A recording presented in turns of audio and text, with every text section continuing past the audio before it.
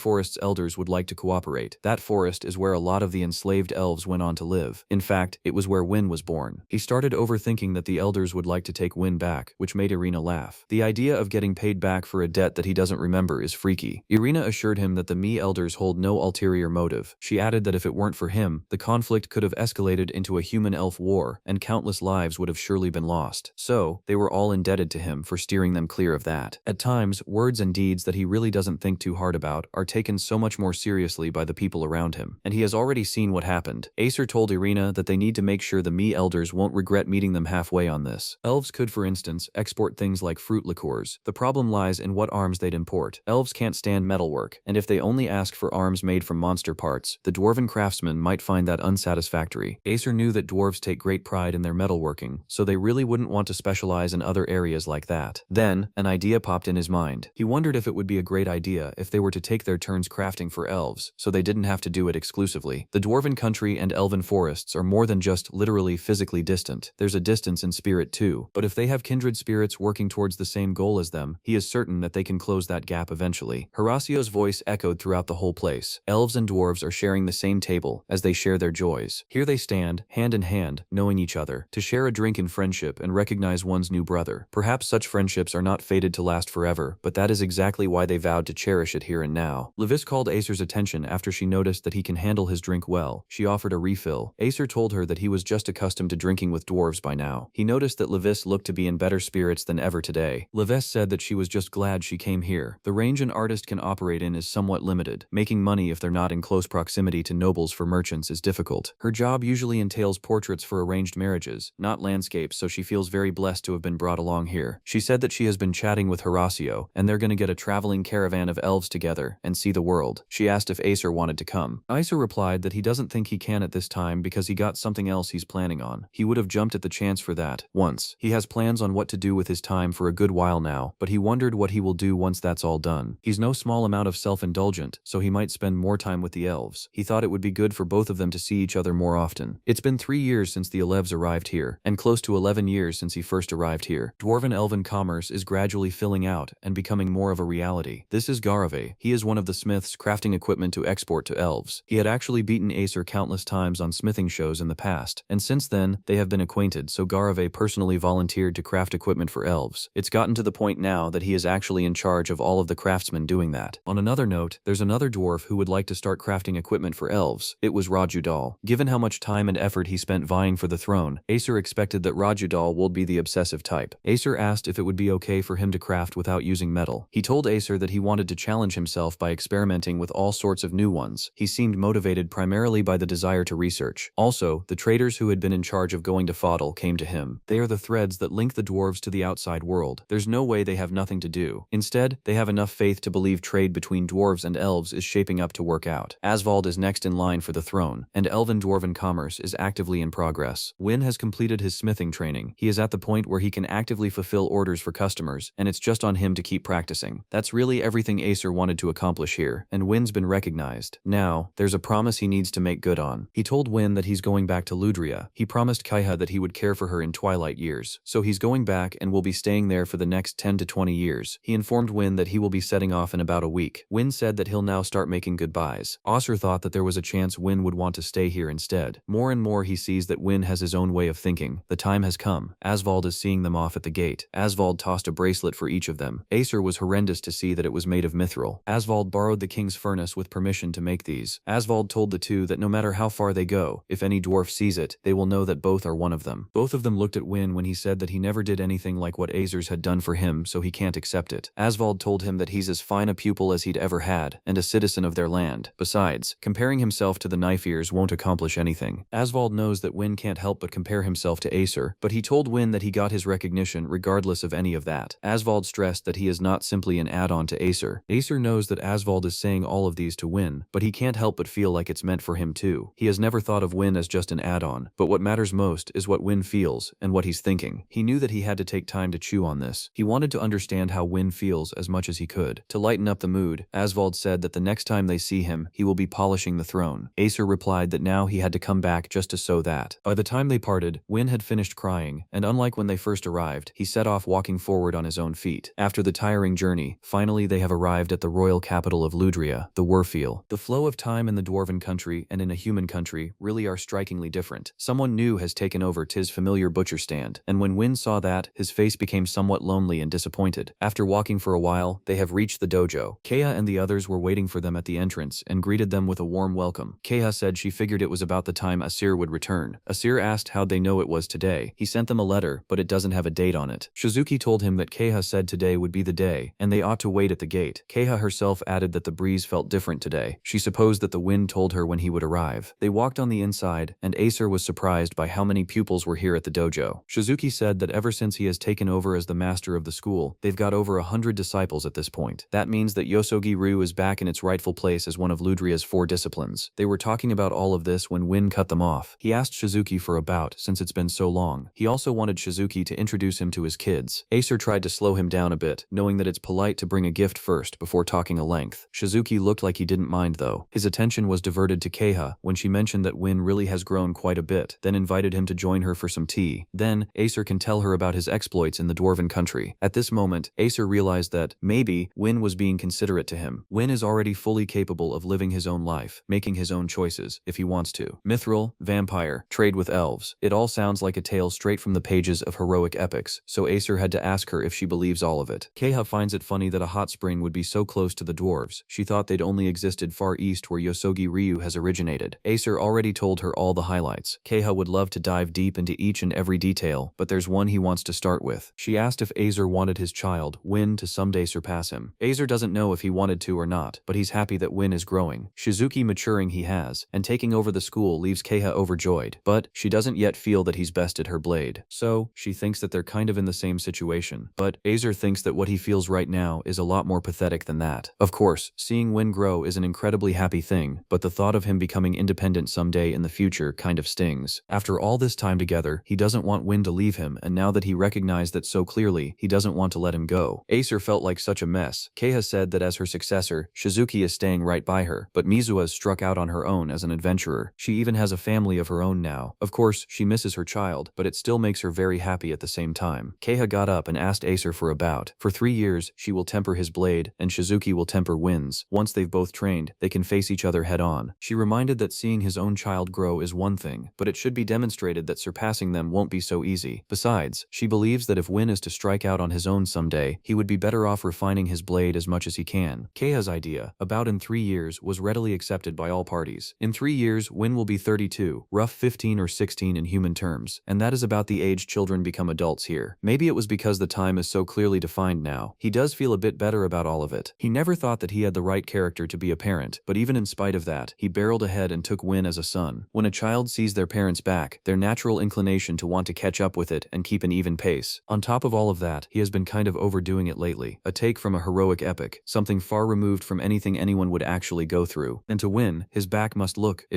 kick it. It's only getting farther away, but now, Keiha and Shizuki have given them a chance to face each other head on. It's been a while since Win was calling his attention. He was totally spacing out. Win was asking what kind of training he was doing with Keiha. The others are saying it seems a bit odd. They don't hear them exchanging blows or anything. What happened was Keiha pointed out that he should stop waiting for openings. His heart, technique, and body must be in concord more than anything, so he must maintain the readiness to wield his blade at all times. Conversely, he do not need to intend to swing his sword at all if he feels like his form is unstable. He needed to hunger for victory. Even if his form was awkward, the stronger swordsman will ultimately win, but he is nothing if not stubborn and selfish. She is well aware that he isn't listening to her. In Acer's absence, she has done her own training. While she hasn't yet mastered it in her sleep, she is ready to attack even while her footing is unsteady, and even while caught unaware. So, Acer would go practice by mimicking her swings again. There's no better method for her aberrant pupil to copy her form. Win found it cool. He asked if Shizuki knew how to do that. Acer said that Keiha didn't teach him. Acer then revealed that he's copying Keiha's movements with his bare hands, which is why nobody hears any swinging. Win found it incredible. However, Acer knew that 3 years is not enough time to get to the level Keiha wants him to get to. Still, when the time comes, they'll face off with the best they have. 2 years have passed. They're visiting Mizuha. Mizuha greeted them brightly. Acer greeted her back, however. He had something to take care of, so he bid his goodbye. In the midst of training his sword in form with Keiha, he received a letter asking him to come to Vistcourt in order to pay a visit to the grave of 2 White Lakes members. 2 months ago, it was Creus. And then, soon after, Martina, as if to follow him. Human lives really are so very fleeting. While paying for respect, Irina showed up. Irina said that when they parted ways, Martina apologized and thanked her at the same time. Iser doesn't think that he fully understands the relationship between the 4 of them, but the fact remains, Creus and Martina obliged Keiha favor she asked, and he is positive they did it because of Irina in some way. Irina said that if he hadn't given her the role of representing the elves here, she would have run away as far from the 2, and if she did, then she wouldn't have felt this heart-rending grief. It may take some time for Irina to organize her thoughts and process her feelings, but if she ever wants someone to speak with, someone to remember them with, Acer would be happy to oblige. The anguish Irina is feeling right now is something that he is certain he would feel in the not-too-distant future. The other day, Acer visited Rodner's grave to lay flowers. Paying his respects, he decided to officially hand over the house Rodner had originally picked out for him, transferring the property to Mizuha. Much like Creus before her, Mizuha had retired from adventuring to become a dedicated swordsmanship instructor. Meanwhile, Creus and Martena's child was currently serving as a knight in Zines. Though Acer never had the opportunity to meet the young man, he certainly missed the town, yet an undeniable feeling lingered that he no longer belonged there. The people he knew, and the places he had carved out for himself, were largely gone. All that remained were his fond memories of them. Years passed, eventually culminating in Acer and Win facing each other on the training floor of the dojo. Acknowledging Win's incredible speed, Acer barely managed to dodge the first incoming strike. As they exchanged a flurry of blows, the elf realized his son could lash out with a devastating attack, regardless of the awkward positioning he found himself in. When Acer had battled Keiha years ago, and she executed that exact maneuver, he had been completely unable to grasp the technique. 3 years had made a world of difference. Time, coupled with an exceptionally excellent teacher, had molded the half-elf into a remarkably strong warrior. Amidst their clashing steel, Keiha's previous counsel echoed in Acer's mind. She had emphasized that if he truly cared for Win, he must actively seek victory. Win required a high goal to aspire towards, exactly as Keiha had always been for Acer. Those words ignited a fierce fire within his chest. Surging with newfound resolve, he absolutely refused to lose. With a final decisive maneuver, Acer was declared the winner of their bout. Night descended, and as the two sat resting on the ground, Win announced his intention to travel west. He acknowledged that the men and beastkin in those lands were violently at odds, dominated by a pervasive religion centered entirely around human supremacy. As a half-elf, he anticipated that both sides of the bitter conflict, and perhaps even the local elves, might view him as a hostile enemy. Win pointed out that Acer had spent a lifetime shielding him from the cruelties of the world, a truth the young man could clearly see now. He understood that without his adoptive father's constant protection, a half-elf like him would have been put to death immediately. Acknowledging that Acer merely wanted to keep him safe from harm, Win explained that this sheltered upbringing was precisely why he felt compelled to venture out. He needed to witness the strife and tragedy born of racial conflict with his own 2 eyes. Desperate, Acer begged his son to simply stay alive, cautioning that he did not know what terrible vengeance he might unleash upon those Western humans, beastkin, or elves, should anything happen to him. Win gently countered that he would not perish as long as he harbored a grand goal to work towards. He intended to absorb as much knowledge as possible, and grow exponentially stronger. With a confident smile, he promised that during their next duel, he would actually defeat Daddy Acer. Rendered completely speechless, Acer could only embrace his son while weeping silently. His boy had grown into a fully fledged man. Though certain Win would encounter countless brutal struggles from this point onward, and deeply saddened that he would not be able to witness the story of his son's life play out firsthand, Acer remained confident the young warrior would overcome every obstacle. He could only hope to hear the thrilling tales from Win's very own lips someday. A full year drifted by since Win departed, marking 6 years since Acer had returned to the Yosogi Ryu dojo. During this period, the elf took on a number of smithing apprentices, primarily because Shizuki had specifically requested it. Sensing that Shizuki understood he would not be around forever, Acer did not mind indulging the master swordsman's wishes. However, a unique complication arose when Suha, Shizuki's daughter, decided she wanted to become a blacksmith herself. Upon inquiring about the family's thoughts on the matter, Acer learned they completely supported her ambitions. Keiha even playfully teased the elf, warning him not to try and steal her precious granddaughter away. Seeking clarity, Acer approached Suha directly to ask if she was absolutely certain of this path. Having observed her closely over the past few days, he noted she possessed both the natural knack and the unyielding determination for the forge, yet he reminded her that she had countless other options outside of smithing or the path of the sword. Suha confidently asserted that her brother Tuki was destined to become an amazing swordsman just like their father, and would inevitably take over the school. When that day arrived, she wanted to be fully capable of supporting him by crafting his weapons, fulfilling her duty as his older sister. Time marched steadily onward, as the seasons continuously changed. 13 years had elapsed since Acer's return to the dojo. One quiet afternoon, he entered Keiha's room, and presented her with a beautiful cherry blossom branch. Coughing weakly Weakly, Keha remarked that she believed her time was finally up. Acer quickly countered that she likely had at least 3 more years remaining. Gently disagreeing, she noted that 3 years was no small amount of time. He had remained faithfully by her side for so long, and she felt it was finally time he was set free once more. Gesturing toward the apua fruit resting on the table, she waited as Acer carefully fed her the rejuvenating morsel. Gathering her remaining strength, she stood up and requested her sword. Stepping outside into the fresh air, she proudly proclaimed that this final demonstration would serve as the ultimate summation of Keiha Yosogi. Drawing the weapon, she revealed a masterfully beautiful blade, the absolute pinnacle of her swordsmanship, a weapon capable of cleaving anything in existence. After executing a flawless, breathtaking swing, she let out a heavy huff before collapsing forward. Acer caught her instantly. Looking up at him, Keiha softly confessed her deep love for him, before quietly slipping away from the waking world. Soon after the solemn burial concluded, Acer prepared to set out on his own journey. The remaining family members desperately tried to stop him, but he possessed no desire to linger in one place any longer. Finding a quiet spot, he sat beneath the shade of a large tree and opened the final letter Keiha had left for him, reading the following words. Dear Acer, as I pen you this letter, I cannot help but feel you will cry even more than I expect upon receiving it. I love you, and loved you, so much, so if it wouldn't be a bother, I would appreciate it if you would keep me in your memories for as long as this letter remains legible. I am not asking forever, because I know your forever is so much longer than anyone else's. I would be satisfied with only what I ask, even if the time comes that you forget me. So long as you wield your blade, I will be with you. So long as you can hold a sword, I will be there to protect you. Carry my blade with you as you walk through life. If you've read this letter to the end, I ask that you treat it with care. It should go without saying, I'll be happy if you remember me for a very long time. Teary-eyed after absorbing her heartfelt words, Acer made a firm decision to travel east, aiming for the very lands where Yosogi Ryu was originally born. He resolved to gather as many magnificent stories as he could find across the world, ensuring that one day he would return to her grave and share every single one of them with her. Perched atop the carriage roof, Acer gazed up at the sprawling blue sky. When Levis inquired about his condition, he admitted that he was fine for the moment, though he simply could not stomach the swaying motion of carriage travel. He had rendezvoused with the elven caravan shortly after departing from the dojo. The ambitious dream Levis had once shared back in the dwarven country had finally blossomed into reality. The caravan was ferrying him eastward, at least until he would require a boat upon reaching the Eastern United League. His reasoning for joining their ranks was twofold. First, they were the designated recipients of Wynn's letters, keeping him informed now that his son had journeyed west. Second, he simply did not wish to be alone right now. He was not desperate for emotional consolation, nor did he necessarily need someone to listen to his woes. He merely desired to hear the comforting sounds of other people's voices. To that end, this vibrant, brightly shining caravan served as the absolute best place for him to reside at present. While they gathered fresh water from a nearby lake, Horacio informed him that Palogia had fallen to ruin, and the region was now known as Giatica. The nation had been fiercely contending with Velestrica for vital access to the sea, a conflict that ultimately culminated in their total destruction and transition into a mere vassal state under Velestrica's rule. Acer noted that Palogia had indeed struck him as excessively impoverished when he passed through the territory some time ago. Horacio countered that the populace had been gradually improving their circumstances with outside support. He described a specific village that had produced an exceptional well, detailing how the locals had grown deeply connected to the spirits inhabiting the drinking water. That very water had remarkably transformed the area into a haven of abundance, with sunlight spilling through cracks in the dense foliage and striking the surface to create a dazzling sparkle. Transitioning the topic, Horacio asked if the High Elf had finalized his route eastward. Acer affirmed his plans, explaining that he intended to charter a boat within the United League before making stops in Bardus and Orotenen to gather crucial information regarding the wetlands. Levis chimed in, mentioning she had heard intriguing rumors concerning that specific territory. Apparently lizardmen, a species long thought to be entirely extinct, had recently been sighted dwelling within the marshes. Furthermore, Acer's subsequent path would take him across the Great Plains, a vast expanse where nomadic tribes and halflings were said to reside. Acer mused that he would be quite happy to encounter a lizardman or two along the way. Horacio then intervened to present an updated map, pointing out a significant geopolitical shift. Zines and Gaideel were scheduled to officially unify into a single, consolidated nation known as Sweden. Sometime later, the caravan halted on a bustling street, calling for the local townsfolk to gather around and listen to a tale. The performance commenced, weaving the story of a poor, needy, and terribly parched village from long ago. Within this desperate settlement lived a young girl named Marie. One fateful day, she ventured down to a completely dried-up riverbed and prayed fervently for drinking water. Miraculously, from the ever so slightly damp soil, a water spirit sprang forth. The entity shared but a single handful of water with Marie, yet that modest offering proved to be enough. However, the village chief had been watching from a hidden vantage point nearby. Observing the interaction, he concluded that Marie possessed a rare affinity with the spirits, reasoning that offering her as a living sacrifice would compel the entities to fill the river completely. For the supposed sake of the village, he arranged for her to be buried alive at the riverbed. Just as the grim ceremony was underway, a wandering elf chanced upon upon the settlement. The horrific situation absolutely infuriated the traveler. Seeking to prevent violence, Marie swiftly calmed the elf's raging temper, pleading that she genuinely wanted to save everyone. Moved by her compassion, the elf instructed Marie in the delicate art of spirit communing. Working alongside a deeply repentant chief and the humbled villagers, they revitalized the land until it flourished with abundant water, allowing them all to live happily ever after. Acer had personally crafted the visual elements for this picture play, basing the narrative directly on a legend Horacio had shared from the now fallen country of Pelosia. The performance effectively communicated a dual message to human audiences. Elves could be invaluable teachers if approached with kindness, but their wrath was a terrible, terrifying force to behold, if provoked. By making the foundational knowledge of elves and nature spirits more commonplace, Acer sincerely hoped it would encourage humanity to become better, more respectful neighbors. Later, after dining inside a local tavern, Acer ordered extra food to bring back for the other elves waiting on the carriage. As they ate and conversed together, Puna complimented his work, enthusiastically declaring the picture play to be incredibly cool. She openly admitted that while she had felt a strong compulsion to leave her forest home, she had departed without much of an actual plan. There was simply so much she did not know, and she found herself experiencing the wider world for the very first time. Jelcha reassuringly pointed out that this was the exact purpose of the caravan. They existed to support wandering elves just like her. Acer advised the young elf that there was absolutely no need to rush. Reminding her of her long lifespan, he encouraged her to take things at her own pace and merely focus on learning what she could. He emphasized that she needed to find a specific interest to start with. Once she discovered a passion, she would have a tangible goal to orient herself toward, and a foundation upon which to build her life experiences. He noted that such a philosophy was exactly how he had navigated his own journey, suggesting she try her hand at performing the picture play. Puna took his advice the following day, and found herself overwhelmingly happy with the experience. As night fell, Acer sat quietly beside a crackling campfire, when Irina approached to ask if he was truly determined to set out alone. He confirmed his impending departure, expressing that traveling with the caravan had been an amazing experience, but asserting he would be perfectly fine continuing his journey on his own 2 feet. Reflecting on the passage of time, he realized it had been roughly a decade since Martina and Creus had passed away. Seeking a companion for the road ahead, he invited Irina to accompany him. She politely declined the offer, explaining that she still had numerous responsibilities to manage. She intended to watch over the caravan for a while longer, and needed to remain available to act as the reliable intermediary for Wynn's incoming letters. Acer silently mused that if he had confessed that traveling on his own would be a struggle, Irina might have been far more inclined to accompany him. As things stood, she clearly did not wish to use him as a crutch to assuage her own grief. He recognized that if anyone possessed true extraordinary strength in this situation, it was her. Voicing a personal request, Irina implored that if he ever happened to come across the White Lake during his travels, he would eventually lead her there. The White Lake was not only the moniker of her former adventurer team, but it also referenced a prominent location within the fairy tales passed down by high elves. If his memory served him correctly, the legends described a lake of pure white spanning across a vast land, continuing endlessly regardless of where one stood. To his mind, it sounded exactly like the mythical domain of the Titan, resting high above the clouds. He assured her that his only definitive plans right now were to head east. As Irina expressed her profound gratitude, Acer silently resolved that if finding this legendary place was what she truly desired, he would do everything in his power to fulfill her wish. Following a lengthy period of travel across both sea and land, the High Elf finally arrived at Bardus, immediately noticing a heavy presence of adventurers throughout the streets. Bardus and Arotenin were twin nations, situated directly across a massive river from one another. Together, they actively fended off the relentless monster incursions arising from the Great Wetlands, an area infamously dubbed the Man-Eating Swamps. Although these border nations were not official members of the United League, the broader alliance continually supplied them with essential materials and goods, effectively utilizing the two countries as indispensable gatekeepers for the region. Stepping through the bustling avenues, Acer observed that the settlement carried a remarkably similar atmosphere to Vistcourt, serving as a chaotic hub where mercenaries and explorers naturally congregated. He concluded he would not mind paying a steep price for lodgings, provided the expense guaranteed his personal safety. Reflecting on his past experiences, he finally understood exactly why Irina had secured such an extravagantly fancy inn for him all those years ago. Elves stood out starkly in the middle of human towns, and were incredibly easy targets to spot. However, his immediate priority was preparing for the treacherous wetlands. Gathering accurate information regarding local food sources was absolutely critical. He noted that his current inn primarily served imported river fish and wheat-based dishes, whereas the lively adventurer pubs offered rugged meals prepared directly from the various monsters they hunted. He needed to meticulously study the specific beasts he would soon encounter, and determine precisely which ones were actually edible. Crossing the vast expanse of the wetlands would require a considerable amount of time. While his ethereal spirit companions could easily inform him what was and was not poisonous, their culinary knowledge effectively ended there. Considering the grim reputation of the Great Wetlands and its man-eating swamps, he wagered the territory would be an exceedingly muddy environment, teeming with equally muddy creatures. This stark reality made his preliminary investigation navigation all the more vital. If he truly wanted to enjoy this upcoming leg of his grand journey, he needed to learn exactly how to properly prepare the local game and completely eradicate their foul, muddy stench. Arriving at the Great Wetlands, the infamous man-eating swamps, Acer gazed in amazement at the sprawling horizon. He thoughtfully thanked the spirits in advance, noting that he would literally be needing their assistance for every single step from this point forward. He gently assured his ethereal companions that he would grant them ample time to rest, pointing out that he too required sleep when night fell. While casually strolling across the surface of the lake, a massive crocodile suddenly pounced at him from the murky depths below. Reacting instantly, Acer leapt upward, cleanly avoiding the ambush. Mid-air, he swung his blade and effortlessly severed the beast's tail. Afterward, he resumed walking atop the water, as if nothing had happened, casually carrying his newly acquired prize. He reasoned that crocodiles should be completely free of poisons and parasites, planning to grill the meat with a dash of salt later on. As he enjoyed his meal, the high elf silently reflected that he had not learned as much as he would have liked during his time in Bardis. However, he concluded that once one got the hang of it, living smack dab in the middle of a danger zone was not entirely unpleasant. By borrowing the power of the spirits, he could utilize his sorcery and swordsmanship without issue, ensuring he did not struggle unnecessarily. Although he encountered a staggering number of monsters along the way, the journey proceeded smoothly, all in all. A full month later, while still traversing the water's surface, he distinctly felt unseen eyes watching him, though the gaze bore no hostility. Calling upon the spirits for clarity, he deduced that a humanoid creature was observing him intently from the shadows. He briefly wondered if, by some stroke of luck, the onlooker was one of the lizardmen long thought to be extinct. Deciding against approaching and inadvertently giving the wrong impression, he opted for a simple, respectful nod of acknowledgement. He trusted that he would eventually have the opportunity to meet them properly, should fate will it. Turning his attention to future logistics, he pondered what he would do for sustenance once he reached the Great Plains. If his memory served him correctly, Horatio had described the nomadic inhabitants of those sweeping grasslands as exceptionally courageous and bold. The minstrel had also mentioned that the plunderers from Drought originated from various tribes who had once sought dominance in the plains, but ultimately lost their foothold. Acer recalled hearing that at least one of those nomadic factions actively engaged in trade with foreign countries, and he sincerely hoped to cross paths with them. Additionally, rumors suggested that halflings resided within the plains, a proud people standing roughly half the height of an average man. He eagerly anticipated the chance to meet them as well. Another month drifted by before he finally stepped onto solid land, pausing to take in the vast, open field before him. Catching sight of a herd of horses in the distance, he mused whether he might get the opportunity to ride one, provided he took the time to learn. Some time ago, he had ridden on horseback alongside Irina, an experience he remembered fondly. However, he quickly reminded himself that horses lived even shorter lives than humans, forcing him to let go of the attachment. Over his long years, he had met countless different people and bid farewell to nearly as many. Even if a handful of loyal steeds were mixed into those memories, he firmly resolved against taking a mount. Suddenly, a sharp gust of wind struck him, carrying a faint voice pleading for his aid. Glancing upward, he realized a wind spirit was actively trying to guide him. Through their connection, he sensed that this particular entity was still quite immature and incapable of wielding its powers effectively. Naturally, spirits could not fully conceptualize how to utilize their abilities outside the basic operations of nature. However, when Acer communed with them, they could leverage his highly structured thoughts as a framework to manifest complex phenomena far beyond simple environmental shifts. He reflected on the ancient water spirit he had encountered ages ago, realizing that its vast accumulation of experience made a tremendous difference. This lined up perfectly with the ancient legends. It made him ponder the deeper significance behind high elves being created immediately after the spirits. Typically, wind spirits enjoyed the absolute freedom to pursue whatever caught their fleeting attention, making it exceedingly odd for this ethereal being to display such a profound attachment to a specific person or situation. It made perfect sense for fire and water spirits to develop strong attachments to a single location. Mortals owed their very survival to those elements, continuously offering their gratitude through tradition and faith. Furthermore, the fact that unique elves like Wynn and himself could actually perceive them inherently changed the dynamic. Yet, Acer acknowledged that he and his son were remarkable exceptions, to put it mildly. Upon arriving at the location the spirit had guided him toward, he spotted a distant village under siege by a band of horseback riders. Clueless as to the underlying political situation, Acer internally groaned at the hassle, but the desperate wind spirit abruptly thrust him high into the air to intervene. Suspended mid-flight, he channeled the entity's gales to launch a precision strike against the mounted attackers, forcefully knocking several of them from their saddles. Startled by the sudden aerial bombardment, the opposing leader immediately ordered a full retreat, commanding his subordinates to gather the wounded as they fell back. Watching the riders flee, the high elf rationalized his non-lethal approach. He had zero desire to deal with dead bodies or manage prisoners, opting merely to rough up about half of the raiding party. The attackers were plainly bewildered by the sudden assault from an unknown force, though Acer silently commended their tactical intelligence in choosing to regroup and retreat so swiftly. He sincerely hoped he had not just waded into a massive, complicated conflict. As he gathered his belongings, a nearby villager called out to the remaining locals, and the group approached to shower him with heartfelt heartfelt gratitude for his timely rescue. A short time later, Acer found himself seated inside a traditional nomadic hut. A beautiful young girl occupied a prominent chair opposite him, gently apologizing for making him wait. She reverently addressed him as their shining ally and the envoy of the winds, expressing profound gratitude for rescuing her people from Dali's army. Emphasizing the immense debt they owed him, she formally introduced herself as Tseleng, the wind-reading oracle for the Balm tribe, though her people affectionately referred to her as the Wind Child. Observing her closely, Acer wondered if the young oracle possessed the rare ability to see spirits, attempting to deduce exactly why the immature wind entity cared so deeply for her. Wind spirits were inherently free and unrestrained, whereas Tseleng appeared entirely bound by her heavy responsibilities. He politely introduced himself, mentioning that back in his forest home, he was similarly known as the Maple Child. He admitted he was unsure what she meant by the title of envoy, but he confirmed that a wind spirit had indeed beseeched him to intervene on their behalf. Tseleng revealed that she had desperately prayed for exactly that kind of miraculous intervention. Bowing her head in solemn respect, she declared that on behalf of the entire Balm tribe, she humbly begged for his continued aid. She pleaded with him to protect her people from Dali's forces by any means he saw fit. Listening to her plea, Acer mused that he had no real desire to raise a fuss over cultural differences, yet placing such crushing responsibility onto a mere child's shoulders seemed remarkably cruel, effectively stripping her of any genuine freedom. He knew he could easily rescue the tribe in the short term and promptly move on, but he strongly doubted a temporary fix would truly resolve their dire dilemma. The nomadic tribes of Balm and Dahlia both revered the fierce winds that blew across the vast plains. Historically, their relationship had been one of peaceful exchange and mutual respect. However, their bitter quarrel originated with two specific figures, the Wind Child, Tseleng, and a young boy known as the Flame Child. The bloody conflict traced its roots directly back to the miraculous births of these two remarkable youths. The Flame Child had arrived as though he materialized directly from the ether. Capitalizing on this unprecedented event, the Dahlia tribe leveraged his destructive power to mercilessly plunder the civilized nations to the south. This sudden aggression created severe complications for Balm, who relied heavily on peaceful trade with those exact southern nations. Very quickly, a fierce backlash against all nomadic tribes emerged from the southern populaces. Cut off from their vital trade routes, Balm rapidly became impoverished. Seeking a diplomatic resolution, the two tribes held countless parleys. During these intense talks, the Balm chief argued that the Flame Child was as mortal as the rest of them and would inevitably die someday. He questioned what their rampant plundering would ultimately leave for future generations, outright accusing the Dahlia leadership of being dangerously short-sighted. In response, the Dahlia countered that wind and flame joined together could birth a powerful new creed and an unstoppable new faith. They proposed that the Flame Child take the Wind Child as his bride, insisting that this elemental union would ensure their mutual prosperity. Unwilling to compromise his daughter to such warmongers, Balm's chief, Tseleng's father, flatly rejected their demands. Thus, their brutal quarrel commenced. Tseleng's father, alongside the vast majority of Balm's able-bodied men, were ruthlessly slaughtered in the ensuing violence. All that remained of the once proud Balm tribe were the women, the children, the elderly, and a handful of young, inexperienced fighters. The attackers had actively been kidnapping women and children during today's raid. Iser deduced that the Dahlia forces must have fully intended to massacre everyone else had he not arrived exactly when he did. As the High Elf ate his meal inside the tent, Shuro, Tseleng's little brother, encouraged their guest to make himself at home, warmly handing him a serving of fermented kumis and sheep curds. Tseleng's mother graciously chimed in, expressing her sincere hope that the traditional fare was to his liking. Continuing to partake in the meal, Acer admitted the flavor profile was a bit unusual for his palate, but genuinely praised the food, confirming that he liked it quite a bit. Reflecting on the situation, Acer concluded he possessed a decent grasp of the geopolitical landscape, although he acknowledged he had only heard one side of a heavily two-sided narrative. The immature wind spirit had explicitly asked a favor of him, and in order to actually manage that request properly, he needed to accomplish two distinct goals. First, he had to ensure the Flame Child became a complete non-issue. At the very least, he needed to convince the nomadic populaces to cease deifying the boy's destructive abilities, especially since the elf already harbored a strong suspicion regarding the true nature of this so-called flame power. Second, the Balm tribe desperately required some viable form of self-defense in their currently weakened state. He considered teaching Tseleng how to commune more effectively with the spirits, but he remained uncertain if the young oracle actually desired that kind of immense power. Furthermore, it was alarmingly easy to picture the desperate remnants of Balm attempting to abuse her and exploit that magic if she managed to attain it. The absolute quickest method to resolve the entire ordeal would simply be to eradicate the Dahlia tribe to the very last man, but Acer possessed absolutely no desire to resort to such extreme bloodshed. Given that this was a direct request from a wind spirit, he understood precisely why the ethereal entity wanted him to back the Balm tribe. However, the finer logistical details were being left entirely up to his discretion, meaning he fully intended to handle the crisis in his own unique way. Technically, the wind spirit had merely asked him to aid Tseleng. That directive did not necessarily obligate him to save the entirety of Balm. He could easily sweep the young girl up, spirit her away from this war-torn region, and and dedicate his time to teaching her how to best commune with the elements so she could live completely independently. Yet, abandoning the helpless villagers would leave a terrible, lingering taste in his mouth, so he firmly discarded that option. Still, gazing out at the wide-open expanse of the vast plains, he desperately wished he could grant the girl the true freedom to actually take full advantage of her beautiful homeland. At the end of the day, she was just a child. The following morning, tensions flared when a disgruntled villager aggressively branded Acer a fraud after the High Elf plainly announced his refusal to assassinate the Flame Child. Acer calmly clarified his stance, asserting that he would personally fight off the Dahlia forces by himself if necessary, but he harbored absolutely no plans to take any human lives. He bluntly added that if the elders disliked his pacifist perspective on the matter, they were more than welcome to figure out a defensive strategy entirely on their own. Releasing a tired sigh, Acer mused that the village elders only felt entitled to speak so brazenly because of their advanced mortal age. He found the situation highly ironic. If they truly operated by the logic of respecting one's elders, every single person in the camp should have been hanging on his every word, considering he was a 209-year-old high elf. Intervening in the bitter dispute, Ceslang diplomatically stated that it pained her deeply to burden him alone with their tribal war, but assured him that they fully understood his conditions. She eloquently declared that however his grace manifested, her people would remain eternally thankful for it. Shortly after the tense meeting, Acer strolled outside, his thoughts returning to the young oracle. She was a girl of barely 10 years old, remarkably heedless of the frantic rabble-rousing she was constantly caught up in, stoically bottling up her intense hatred for the men who had slaughtered her father. Noting that Selling had seemed genuinely worried for his physical safety during the argument, he guessed she simply did not comprehend the full, terrifying potential of the nature spirits. He theorized that the winds might be the only element she was currently connected to, though he acknowledged her relationship with those specific zephyrs appeared exceptionally strong. Mentally calculating her latent aptitude, Acer reasoned that if an average elf registered as a 1 on the spiritual scale, a remarkable standout like Arena would undoubtedly be a 3. With the proper, dedicated training from Acer himself, Selling could potentially reach Arena's impressive level in just a few short years. He knew for a fact that Arena would have absolutely no issue casually subduing a squadron of soldiers on horseback, leading him to conclude that Selling should eventually be capable of the exact same martial feats. His analytical train of thought was abruptly interrupted when Shuro approached him. The young boy desperately pleaded with the High Elf to protect his sister, tearfully confessing that, by all rights, he should be the one taking their fallen father's place. Shuro lamented that he was supposed to be her ultimate protector, but bitterly acknowledged he was not yet a true warrior. Bowing deeply, he begged Acer to safeguard Selling in his stead. Gazing down at the earnest child, the elf was suddenly struck by a powerful wave of nostalgia. The boy's fierce devotion reminded him vividly of his own son, Win. Offering a gentle, reassuring pat on the boy's head, Acer solemnly promised to protect the entire family. Smiling softly to himself, the ancient elf realized he now possessed one more compelling reason to fight, extending far beyond merely obliging a passing wind spirit's desperate request. A few days later, while Acer was patiently teaching the village children how to properly wield their bows, an ominous cloud of dust appeared on the distant horizon, steadily drawing closer and closer. The encroaching threat quickly revealed itself as the Dahlia warriors aggressively charging in on horseback. Without hesitation, the hostile riders unleashed a volley of arrows, but Acer effortlessly deflected every single projectile by summoning a localized gale with the direct aid of his wind spirit companions. The Dahlia soldiers panicked visibly for a brief moment, stunned by the magical defense, yet they stubbornly continued their relentless cavalry charge. As the enemy forces closed the distance, Acer's mind wandered to a hypothetical combat scenario involving the legendary adventurer party, White Lake, operating fully formed and entirely in their prime. He calculated that if Irena actively suppressed the ambient power he could draw from the local spirits, while Martena provided flawless support using her psychokinetic divine arts, and he was simultaneously forced to battle the master swordsman Kraus mano a mano in close quarters combat, that specific elite team likely could have successfully killed him. Snapping back to the reality of the battlefield, Acer made a simple, dismissive gesture with his hand, generating a concussive blast of air that violently threw the incoming frontline soldiers backward from their mounts. However, as his attention was briefly diverted by the chaos of the fleeing horses, he barely managed to twist away from a blistering fire attack launched by the infamous Flame Child. Observing the boy's technique closely, Acer noted the complete absence of any verbal chanting or magical invocation. It was merely a directed thought, followed instantly by a devastating explosion. This grim confirmation aligned perfectly with his earlier suspicions. The boy was not utilizing traditional sorcery at all. Much like Martena's innate abilities, this was a spontaneous divine art, pure pyrokinesis. As the high elf slowly and deliberately approached his target, the frightened boy screamed at him to stay back, frantically launching another massive torrent of fire that completely swallowed Acer in a roaring inferno. To the young pyromancer's absolute horror, the flames eventually parted to reveal the elf standing entirely unharmed, protected by an invisible, impenetrable barrier of swirling wind. Witnessing the complete subjugation of their greatest threat, the observing villagers erupted into jubilant cheers, loudly celebrating his flawless victory, and passionately praising him as their glorious hero, the true envoy of the winds. Meanwhile, brushing a few stray embers from his cloak, Acer casually mused that while Martina's psychokinesis and restorative healing arts were both undeniably handy, raw pyrokinesis was admittedly quite cool too. Just as Acer paused to ask the defeated Flamechild for his actual name, the surrounding villagers aggressively demanded to know why the elf had not simply executed the dangerous boy on the spot. Emitting an irritated laugh, Acer reminded the bloodthirsty crowd that they had conveniently forgotten his explicit promise not to slay anyone. Fixing the elders with a deadpan, serious glare, he reiterated that if they truly insisted on spilling blood, they were more than welcome to execute the boy themselves. He had successfully brought the Dahlia's greatest weapon to heel, effectively fulfilling his obligation, meaning he had no compelling reason to linger in the settlement any longer. He coldly pointed out that if the Dahlia decided to raid the camp all over again, either seeking violent revenge for Gay, the Flamechild's potential murder, or pivoting their strategy to capture the Windchild instead, he sincerely hoped the Balm leadership could figure out a functional defense strategy entirely on their own. Stepping into the tense standoff, the Windchild intervened, smoothly assuring Acer that seeing him emerge entirely unharmed from the fiery blast did her heart well. She expressed profound gratitude for his divine providence, then turned to fix the agitated villagers with a deadly serious expression, chillingly instructing her own people to feel free to do whatever they saw fit regarding the captive boy. Masking her ruthless pragmatism instantly, Tseleng looked back at Acer with a bright, welcoming smile. She graciously declared that if their savior ever found himself in need of anything, he only needed to ask, vowing that the tribe would remain forever at his service. She solemnly promised that the people of Balm would never forget the staggering debt they owed the High Elf. Her calculated, politically deft actions thoroughly surprised Acer. He realized the young oracle was navigating the lethal tribal politics as capably as any seasoned adult would in her treacherous position. A sudden wave of shame washed over him for so easily dismissing her as just a helpless kid. Yet, observing her rapid shifts in demeanor, the ancient elf was left to deeply wonder exactly what kind of person was hiding behind that carefully constructed mask.